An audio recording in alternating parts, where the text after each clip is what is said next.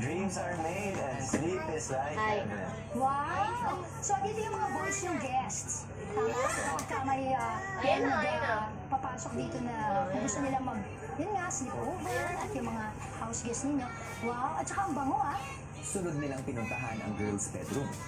Ay, wow! So, iba-iba talaga yung no? Parang napaka-girly-girly kikay talaga ng colors ninyo.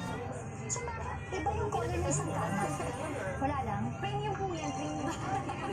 Premium po siya. Pag-iba yung bayad dito. Our garden. Ay! May garden sa loob? Hindi naman pala kung araw o gabi. Oo. Ang laki naman pala ng yan. Hindi naman pala kayo maiinip. Maya-maya pa, isang entertainment ang naisip ng hotel guest.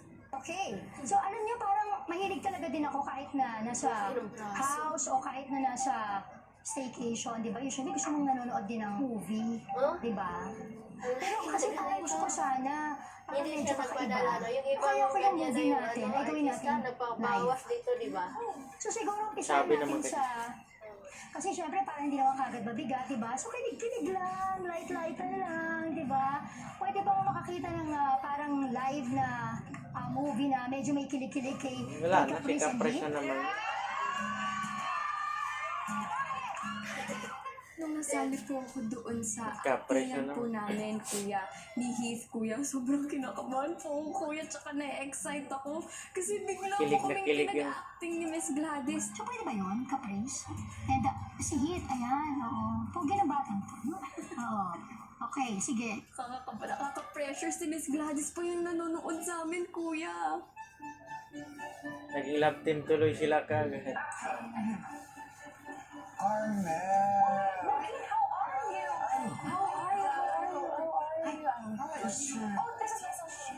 Hi. Ito yung anak ko, si Caprice. So beautiful, Caprice. This is my son, Heath. Nice to meet you. So, di ba, we're here to talk about something? Yeah.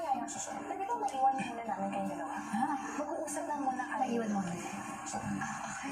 Okay. Ikaw ba yung... Ikaw yung nasa library, di ba? Kayo nabunggo ko lang? Library. Yung nakaraan, the other day. Nilibre mo ko kasi kinot mo ako sa line. Sandali, ang hina ng volume. Hindi kita kina. Naka-reserve na ako dun eh. Tapos pinawalan kita. Nag-aaway sila. Ay, yung ano, Mali yung ginawa ko at gusto ko lang mag-sorry na kinat kita sa line. At meron ka rin naiwan eh. Yung brush mo. Ay, Yung Ayan, wala na. Thank you. Mabilis lang naman yung ibalik.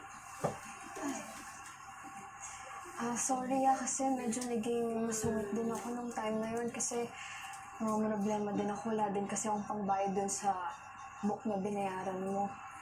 Hindi okay lang. No worries. Sorry. Pero napansin ko nga yung... Di ba same class tayo sa history?